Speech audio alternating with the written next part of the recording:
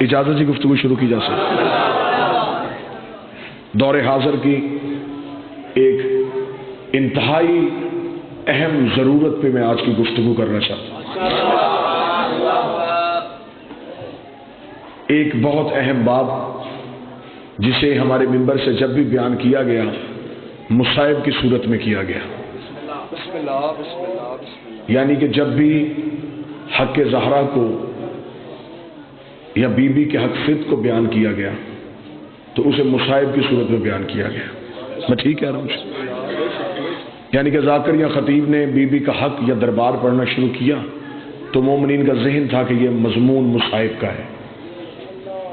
آپ کی دعاؤں سے، بادشاہ حسین کی عطا سے میں نے پاک سیدہ سے اس مضمون کی خیرات مانگی اور پہلی بار اس مضمون کو فضائل کی صورت میں پڑھنا شروع کیا۔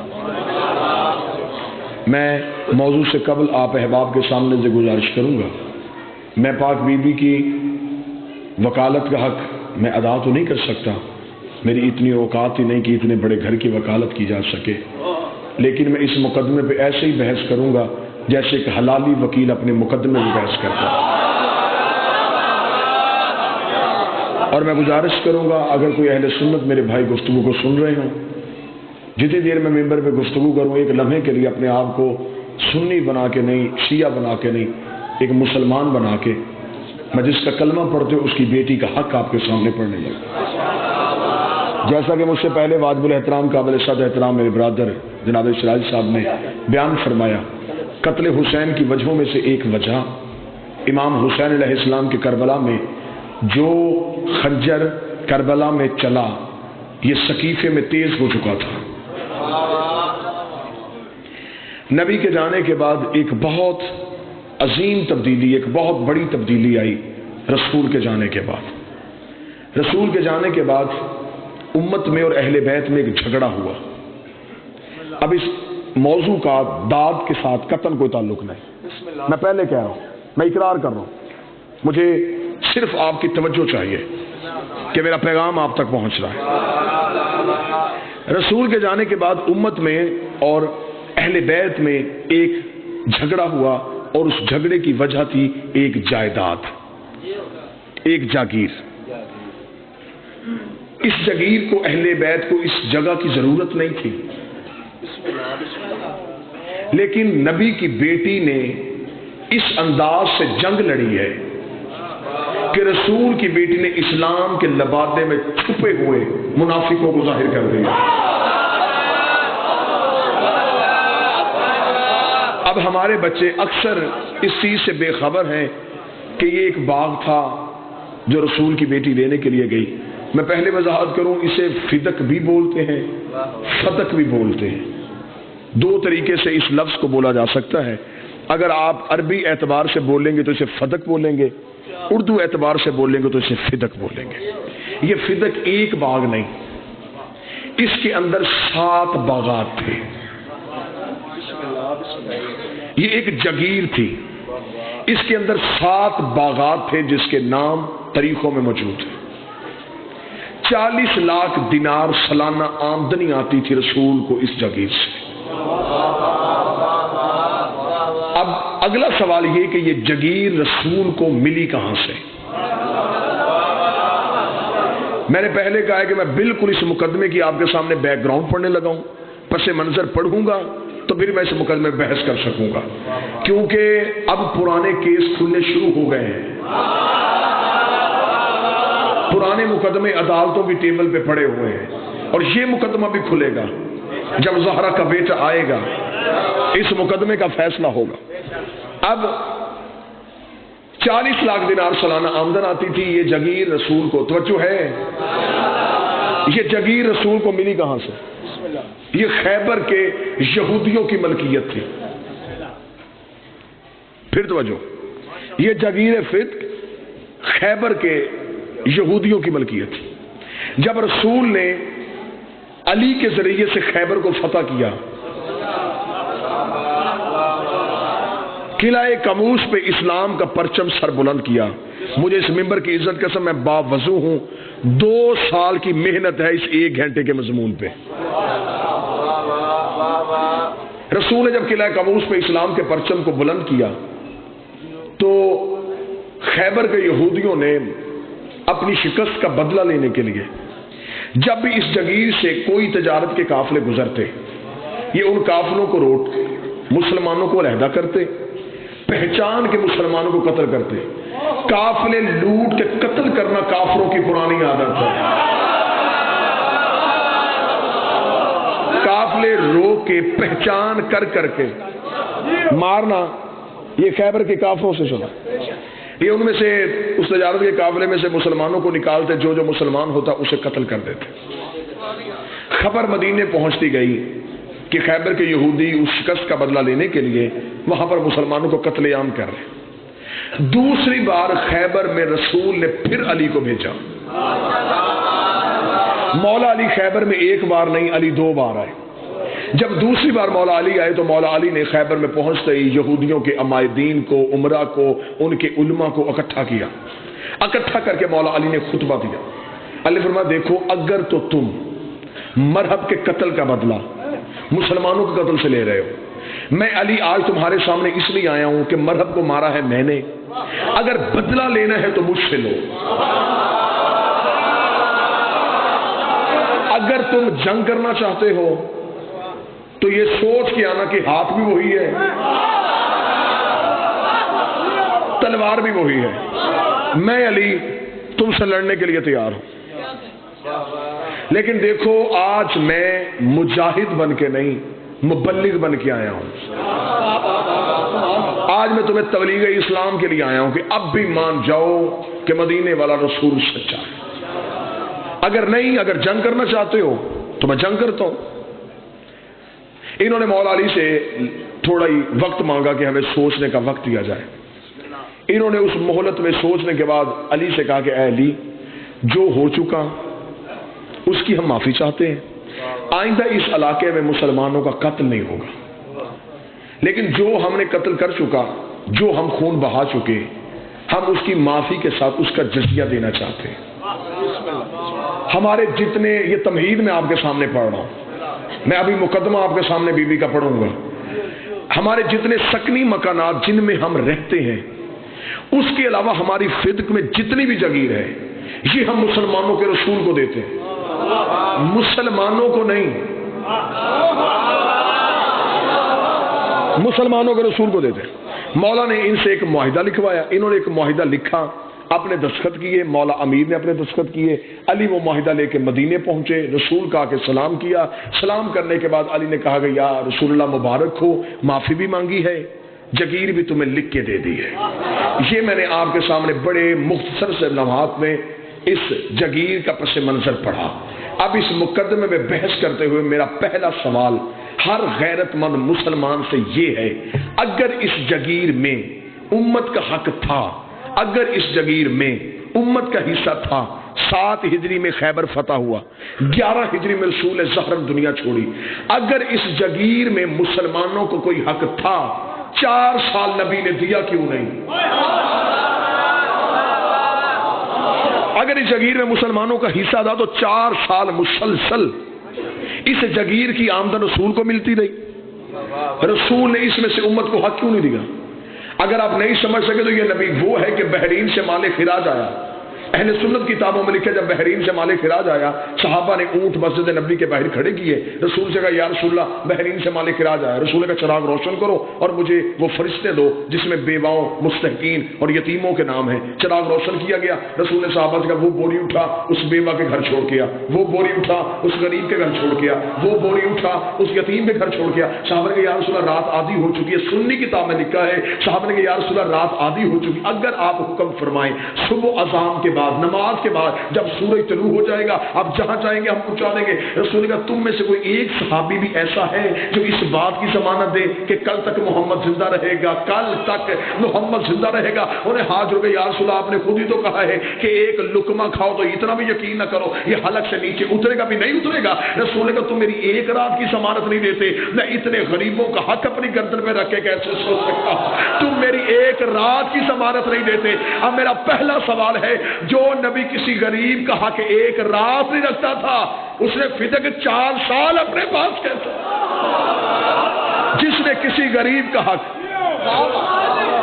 ایک رات نہیں رکھا، 4 سال مسلسل یہ جگیر رسول کے پاس ہے. توجہ ہے میری بات کی؟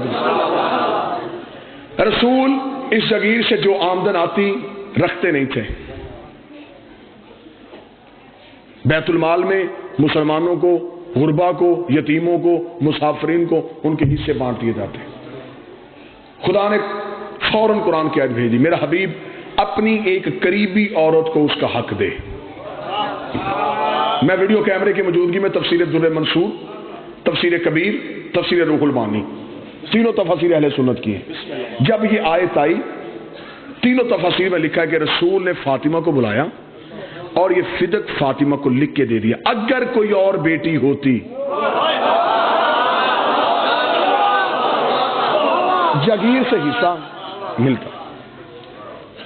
یہ جگیر منتقل ہو گئی بی بی کے نام. تو جو ہے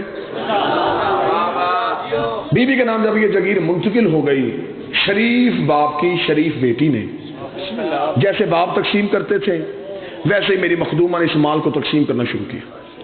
نبی کے جانے کے بعد جب حکومت پہ قبضہ ہوا، منبر علی کے پاس تھا، قبضہ حکومت میں ہوا تھا. جب تخت پہ قبضہ ہوا، اب یہ بیٹھ تو گئے، بیٹھ کے اب بادشاہ یا حاکم بننا اتنا آسان کام نہیں تھا. حکومت چلانا ایک اہم ذمہ داری تھی. صرف تخت پہ بیٹھنا ہی کام نہیں تھا، وہاں بیٹھ کے فوجیوں کی تنخواہیں، لشکروں کے خرچے، بیت المال میں خزانہ ہونا چاہیے، آپ نے جن کے وظائف مقرر کیے ہیں ان کو وظیفے ملنے چاہیے. یہ سارا کچھ کرنا اس دور کے حاکم کی ذمہ داری تھی. اب یہ بیٹھ تو گئے لیکن یہ سارا سسٹم چلانا ان کے لیے مشکل ہو گیا.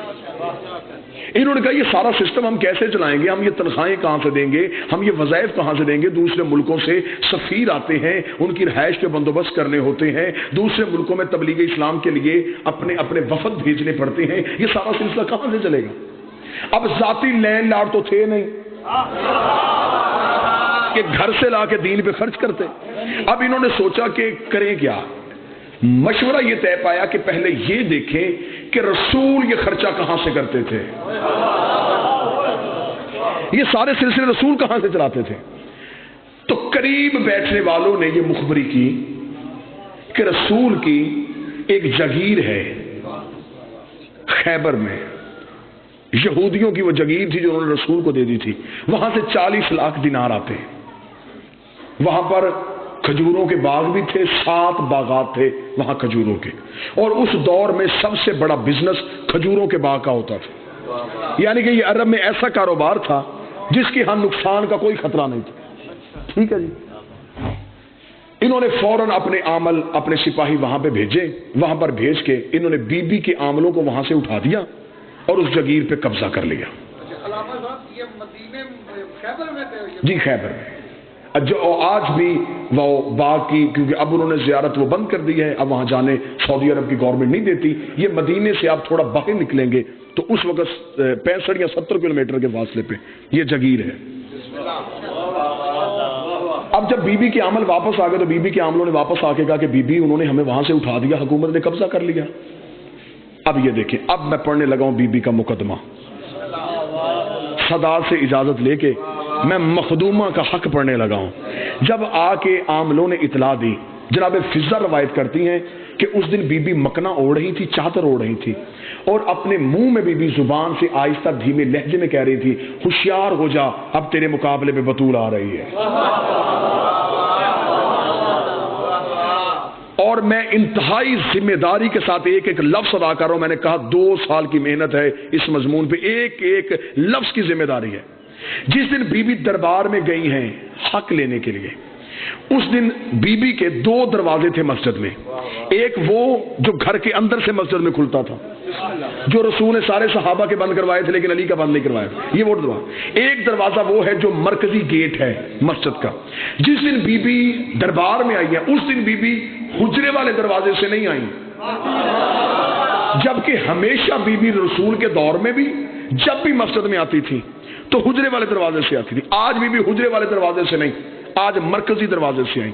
حجرے والے دروازے سے میری مخدومہ اس لیے نہیں آئی کہ اگر حجرے والے دروازے سے آتی کل کو کوئی مسلمان یہ کہہ سکتا تھا کہ ہمیں تو پتہ ہی نہیں زہرا کب دربار میں آئی اور کب دربار سے چلی گئی. اس دن بی بی آئی ہے مرکزی دروازے سے, پہنچ گئی رسول کی بیٹی دربار میں. حاکم بیٹھا تھا تخت میں.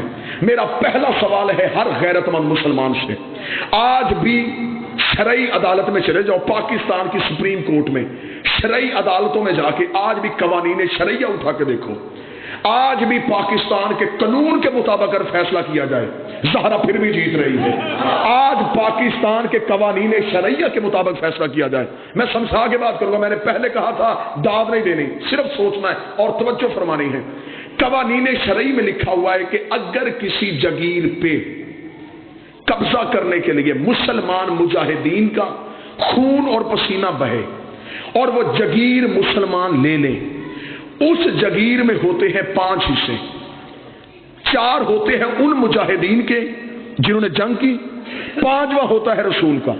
لیکن اگر کسی جگیر پہ قبضہ کرنے کے لیے نہ کسی کا خون بہاؤ نہ پسینہ, وہ صرف اسلام کو اسلام کے روب کی وجہ سے مل جائے, اسے کہتے مال فی. اس میں امت کا حق نہیں ہوتا, وہ صرف رسول کا حق ہوتا. اب اگر اس جگیر پہ کسی نے گھوڑا دوڑایا ہے پھر اس میں امت کا حق. دوسرا سوال, آج بھی پاکستان کی عدالتیں اس بات کی تائید فرمائیں گی سب سے بڑا بدنما دھبا جو آج تک اسلام کے چہرے پہ ہے جسے کوئی بھی مورخ نہیں مٹا سکا, کتنا بڑا ظلم ہوا تاریخ اسلام پہ, جس کے خلاف مقدمہ تھا وہی جج تھا.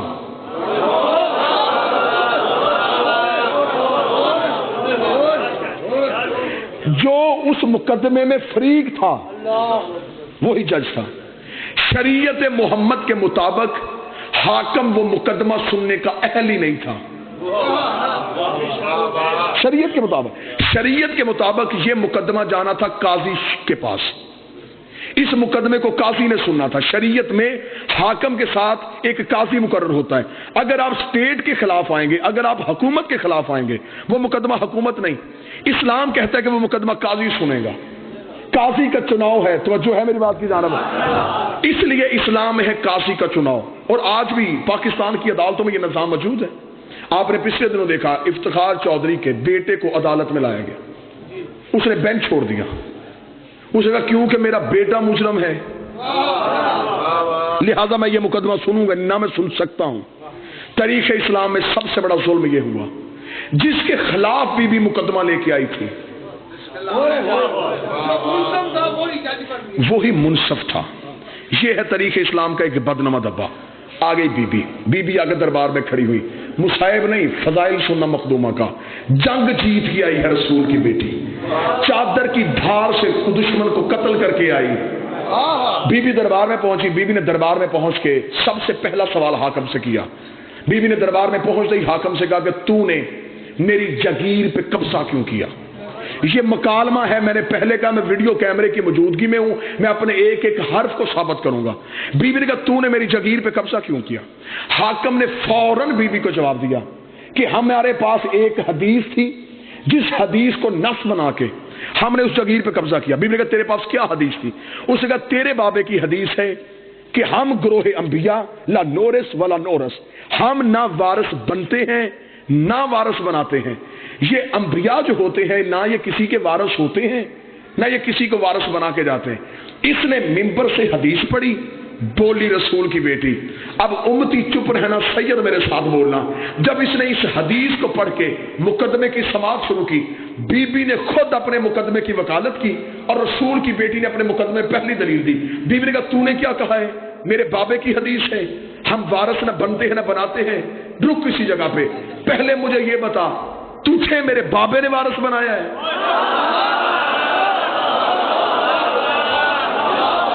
پہلے تو مجھے یہ بتا کہ تو جو وارث بنا ہے کیا تجھے میرے بابے نے بنایا ہے. اگر تجھے میرے بابے نے نامزد کیا ہے تو پھر تو خود ہی اپنی نس سے مکر گیا. تو نے ابھی کہا ہے کہ وہ کسی کو وارث نہیں بناتے.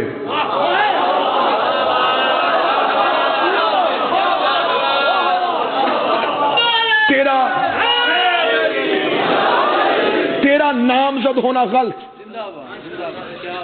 حاکم چپ ہوا. حاکم نے کہا مخدومہ بنت رسول تو اپنے مقدمے میں بحث کر. دربار میں اکیلی وکیل. مخدومہ نے کہا میں اپنے مقدمے میں بحث کرتی ہوں. اس نے کہا تیرے پاس ثبوت. بیوی نے کہا میرے پاس ثبوت ہے. ثبوت پیش کیا جائے. بیوی نے عدالت میں وہی معاہدہ جو یہودیوں نے لکھا تھا, جسے مولا علی کی بطور گواہ اور رسول کی مہر تھی, اور نیچے لکھا تھا رسول نے کہ یہ جگیر میں اپنی بیٹی فاطمہ کو دیتا ہوں. بیوی نے وہ تحریر دربار میں پیش کی. انہوں نے تحریر پڑھتے ہی دوسرا سوال سماعت مقدمے کی کرتے حاکم نے کہا کہ اس تحریر پہ کوئی گواہ. لو پھر پھنس گیا حاکم. دوسری بڑی غلطی کر گیا حاکم. قانون قرآن کے مطابق معصوم سے گواہ مانگنے کی اجازت ہی نہیں ہے. میں محنت آپ کے سامنے پڑھ رہا ہوں. قرآن کے مطابق معصوم سے گواہ مانگنے کی اجازت نہیں. میں قرآن سے نص دیتا ہوں. مریم کی قوم نے مریم سے پوچھا بچہ کہاں سے آیا. 3 دن کا عیسیٰ بول پڑا. قرآن کہتا انی عبداللہ اتانی کتاب وجعلنی نبی, میں اللہ کا بندہ ہوں, کتاب لے کے آیا ہوں, نبی بن کے آیا ہوں. قوم نے عیسیٰ سے گواہ نہیں مانگا. معصوم ہے. میں ایک حوالہ دوسرا دیتا ہوں. کتاب کا نام حیات الحیوان, لکھی آقا دمیری نے, چھپی جامع الازہر مصر سے. مدینے میں ایک شخص جس کا نام اسود تھا, یہ گھوڑا بیچنے کے لیے آ گیا. عربی تھا یہ گھوڑا بیچنے کے لیے آ گیا. عرب میں گھوڑا ہر انسان کی کمزوری بھی تھی, مجبوری بھی تھی, کیونکہ وہ جانور پالتے تھے, گھوڑے پہ سواری کرتے تھے. یہ مسجد نبی والے بازار میں توجہ ہے, گھوڑا کے لے کر رسالت امام مسجد سے باہر نکلے. رسالت امام نے گھوڑے کو دیکھا, رکے. اسود یہ گھوڑا بیچے گا؟ بیچوں گا. دلیل آپ نے ذہن میں رکھنی ہے کہ معصوم سے گواہ مانگنے کی اجازت نہیں ہے. رسول نے کہا یہ گھوڑا بیچے گا؟ اس نے کہا جی بیچوں گا. رسول کا کیا لے گا؟ اس نے دینار بتائے. رسول نے اس کے ساتھ سودا طے کیا. طے کرنے کے بعد رسول نے کہا کہ میرے پاس اس وقت دینار نہیں, دینار پڑے ہیں میرے حجرے میں. سودا تیرا میرا طے پا گیا. وہ تو دینار حجرے میں پڑے وہ تیری ملکیت, اور یہ جو تیرے ہاتھ میں گھوڑا ہے یہ میری ملکیت. رسول کو گھوڑے کی ضرورت نہیں ہے, لیکن ایک مسئلہ حل کرنے لگے ہیں. رسول حجرے میں دینار لینے کے لیے گئے. یا چند صحابہ وہاں سے گزرے. انہوں نے وہاں پہ کھڑے اسود کو دیکھا, بھائی گھوڑا بیچنا چاہتا ہے. اس نے کہا جی آیا تو بیچنے تک بک گیا. انہوں نے گزرتے گزرتے سرسری پوچھا کس نے خریدا؟ اس نے کہا تمہارے نبی نے. نبی کا نام آنا تھا, بندے واپس آ گئے کہ ضرور اس گھوڑے میں کوئی صفت ہے, اگر اس میں کوئی عیب ہوتا محمد کبھی نہ خریدتا, اس میں کوئی صفت ہے. انہوں نے آگے کہا یہ گھوڑا تو ہمیں نہیں بیچ سکتا. اس کا نا سودا طے پا گیا. وہ دینار لینے گئے. اب وہ عربی کیونکہ نبی کا کلمہ نہیں پڑھتا تھا, انہوں نے فوراً کہا اگر ہم اس قیمت سے زیادہ دیں کیا تو ہمیں دے گا؟ اب اس نے کون سا کلمہ پڑھا تھا, اسے کون سے تجارت کے قوانین کا پتا تھا. اس کا مجھے تو پیسے سے گھر سے, اسے پیسے لیے, گھوڑا ان کے حوالے کیا. یہ گھوڑا لے کے چلے گئے. وہ شخص دینار گن رہا تھا, یا رسول آ گئے. رسول نے کہا اسود میری امانت. اس کا کون سی امانت؟ اس نے کہا وہ گھوڑا جو میں نے خریدا. اس نے کہا کون سا گھوڑا؟ جو ابھی تھوڑی دیر پہلے خریدا. اسے کوئی گواہ ہے؟ میں نے کہا تھا نا معصوم سے گواہ مانگنے کی اجازت نہیں. اس نے کہا گواہ ہے. رسول چپ کھڑے. رسول کا اسود دیکھ میں نے تجھ سے وہ خریدا, میرا تیرے ساتھ دینار طے پائے. اس کا نا گواہ ہے تو لا. ابھی رسول چپ تھے, یا مسجد سے ایک شخص باہر نکلا. رنگ اس کا کالا تھا, اندر سے بڑا پاک تھا.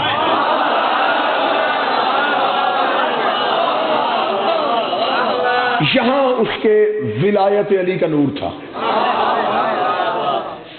آ کے بلال نبی کے قدموں میں, سردار آپ کیوں بازار میں رکے ہیں؟ بلال میں گزر رہا تھا, میں نے اس کے ساتھ اس سواری کا سودا کیا, میں دینار لینے گیا, اسے کسی اور کے ہاتھ بھیج دی. جب اتنا جملہ کا بلال نے کہا کیوں تو نے ایسا کیوں کیا؟ اس نے کہا تیرے نبی کے پاس گواہ کوئی نہیں, کوئی گواہ نہیں ہے کہ میں نے اس کے ساتھ سودا کیا.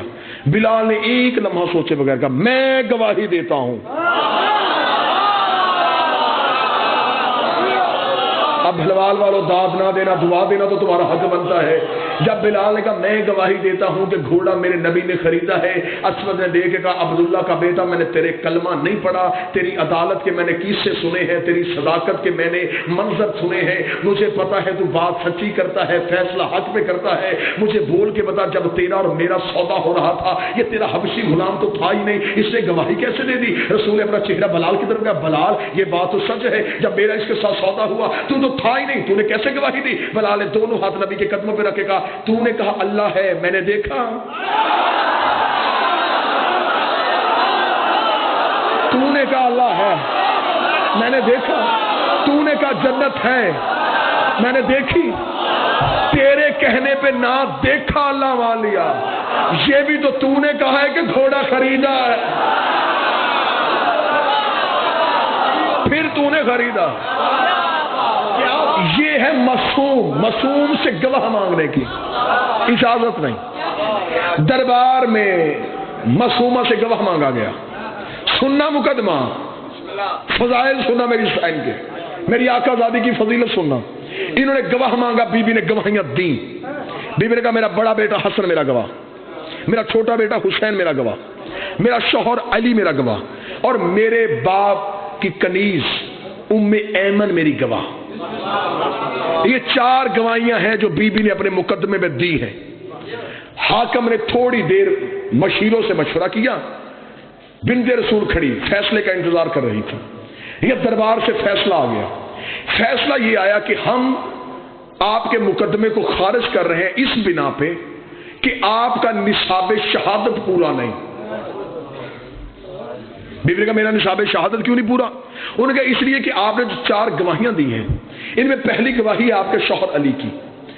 علی بحیثیت شوہر اس جگیر میں حصے دار ہے، لہذا یہ مالک ہے، اس کی گواہی نہیں. حسن حسین ہے بیٹے ہونے کی وجہ سے ان کا بھی اس جگیر میں حصہ ہے، لہذا ان کی گواہی بھی نہیں. چوتھی بچ گئی ایک گواہ ام ایمن.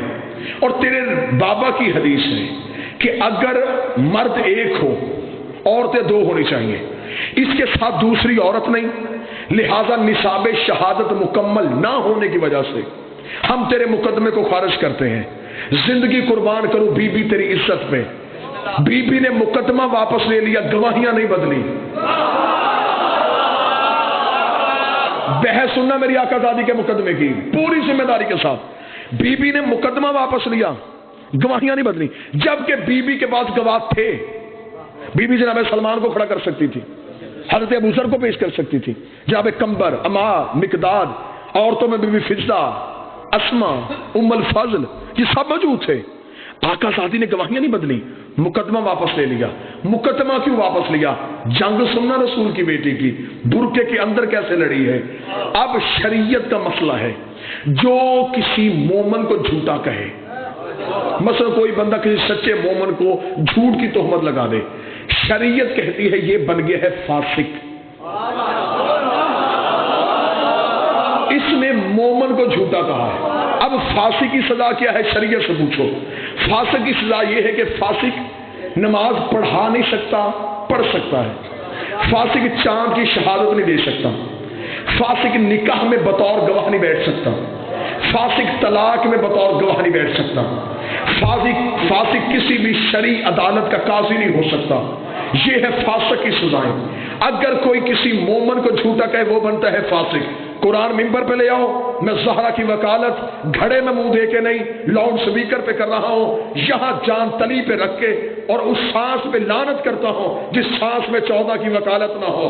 جو کسی مومن کو جھوٹا کہے وہ فاسق بنتا ہے، اور جو معاذ اللہ ثم معاذ اللہ قرآن کو جھوٹا کہے شریعت کے مطابق وہ فاسق نہیں، وہ بنتا ہے کافر. اور کافر کی سزا یہ ہے، کافر نہ پڑھ سکتا ہے نہ پڑھا سکتا ہے.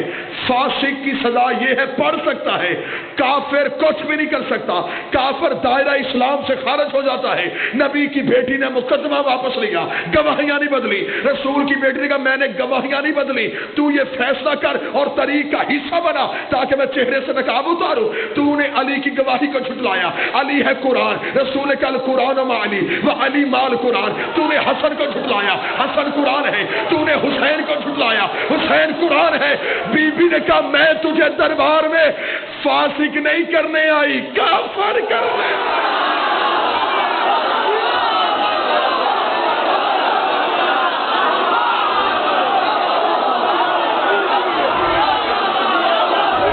بسم اللہ. میں تجھے بسم اللہ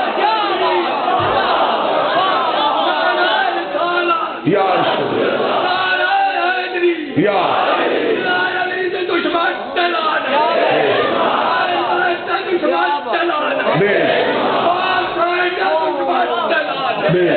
بسم اللہ. میں تجھے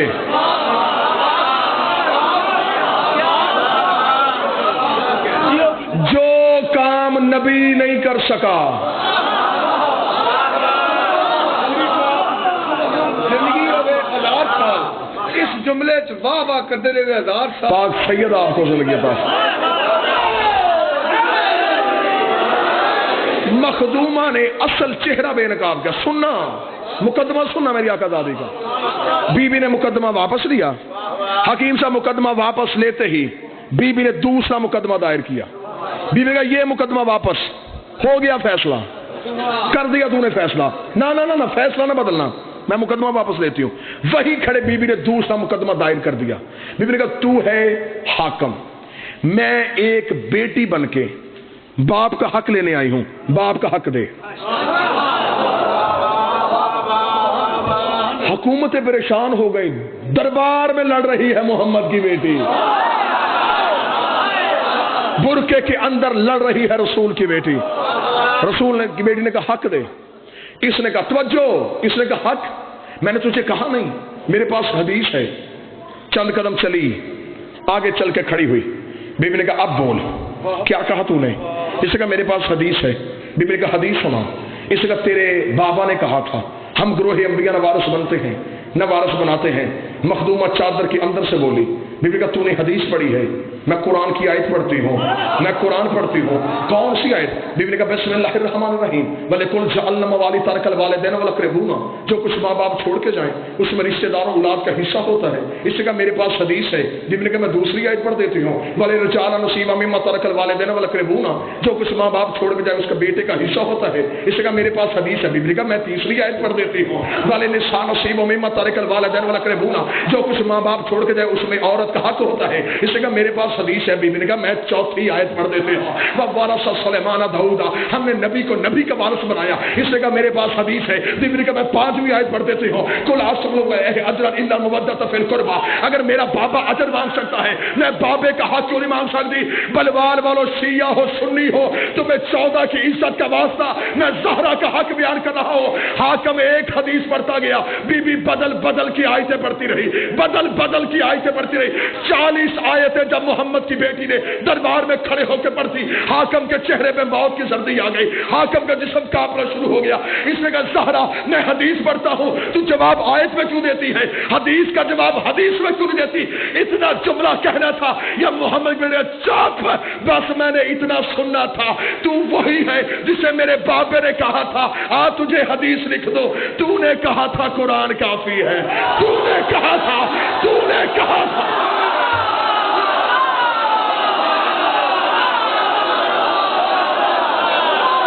تو نے کہا تھا.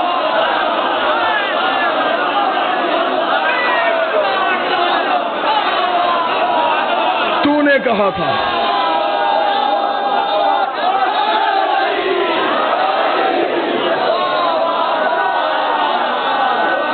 تجھے میرے بابے نے کہا تھا. بسم اللہ. تجھے میرے بابے نے کہا تھا میں تجھے حدیث لکھ. تو نے کہا تھا قرآن کا. آج میں قرآن پڑھتی ہوں برداشت کیوں نہیں کرتا؟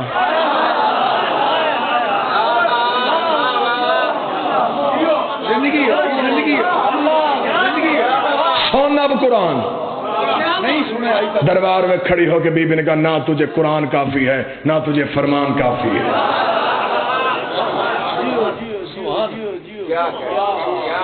ہار کے نہیں جیت کے آئی ہے.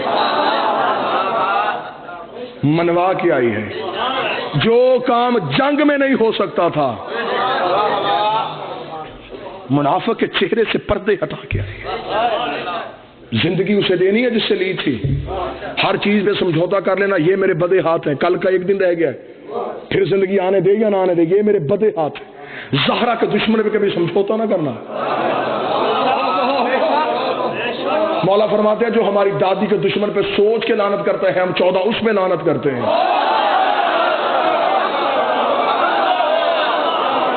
جو سوچ کے لعنت کرتا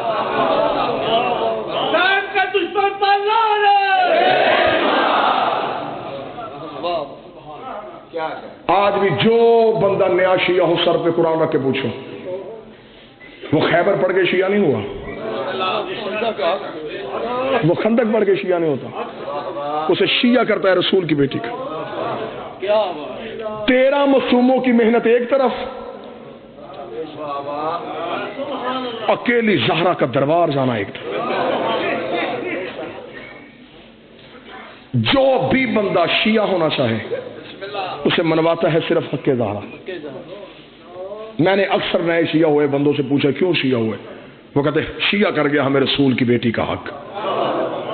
آج بھی سچ اور جھوٹ کی پہچان ہی حق زہرا سے ہوتی ہے. قبلہ مبلغ اعظم مولا اسماعیل کہا کرتے تھے شیعو اپنے بچوں کو 2 چیزیں رٹا دو, ایک غدیر اور ایک فدق.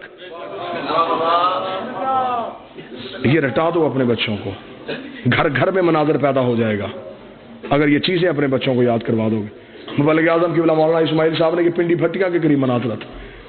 بسم اللہ جی. نعرہ تکبیر, نعرہ رسالت, نعرہ حیدری, حسینیت زندہ, حسینیت زندہ, جدیدیت مردہ, جدیدیت مردہ. اللہم صلی علی محمد. قبلہ مبلغ اعظم پنڈی بھٹیا کے قریب مناظرہ کرنا ہے. مناظرے کا جج ایک اہل سنت زمیندار تھا, نام اس کا چودھری عاشق تھا. قبلہ مبلغ اعظم بی بی کی حق میں بحث کرتے رہے, مناظرہ ہوتا رہا. دوپہر کا وقت ہوا, طے یہ پایا کہ پہلے نماز ادا کی جائے, نماز کے بعد پھر مناظرہ ہوگا.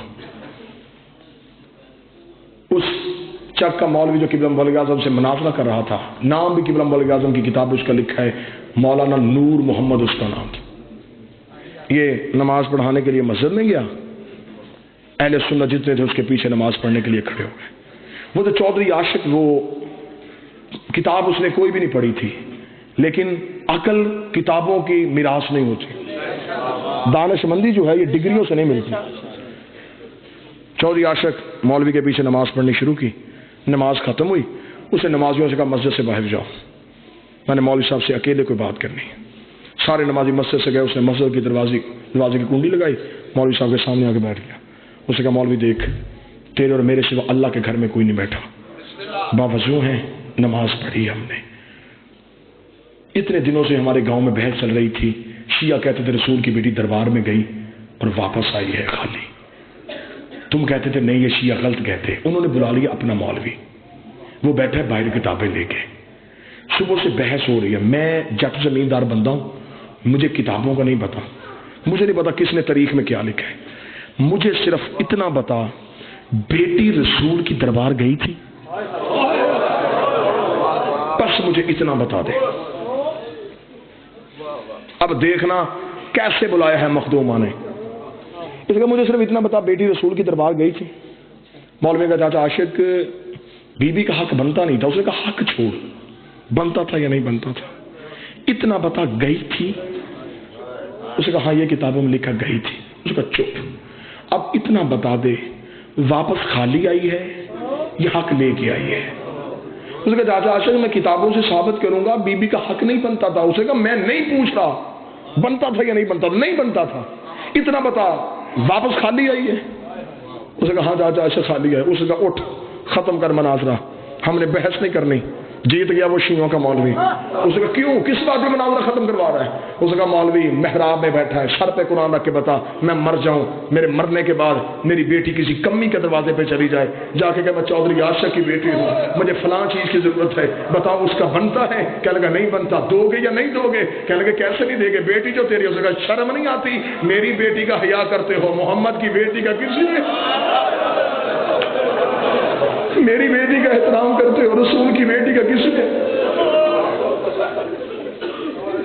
اس نے روتے ہوئے کہا چلی جو گئی تھی نا, نہیں بنتا تھا, آ جو گئی تھی. اور بیٹی تو دشمن کی بھی گھر آ جائے خالی نہیں بھیجتے, آ جو گئی تھی دربار میں.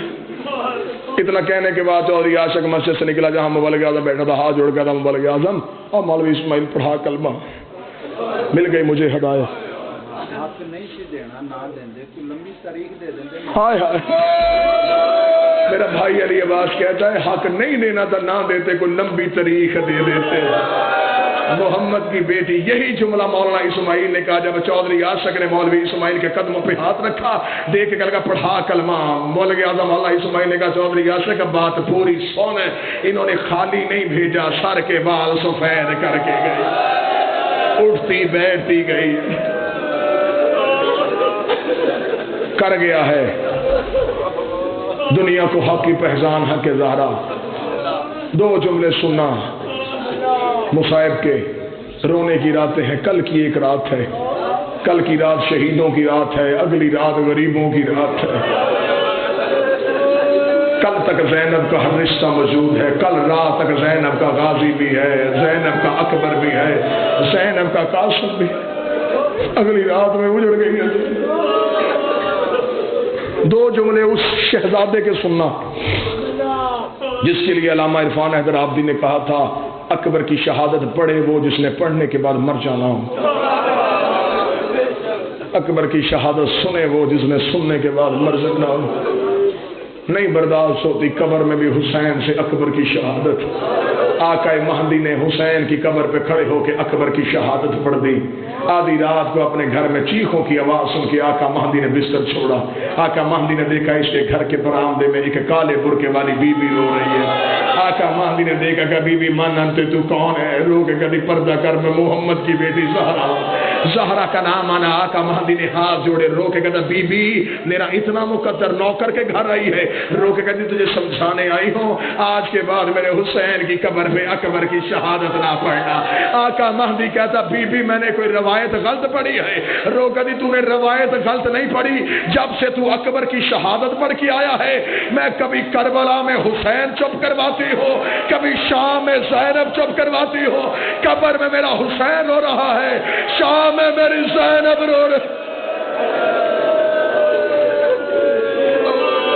اکبر کی شہادت پہ کربلا میں بیویوں نے پتھروں کا ماتم کیا ہے. آقا دربندی نے کہا پتھروں کا ماتم کیا ہے اکبر کی شہادت پہ. جب اکبر کا گھوڑا خیام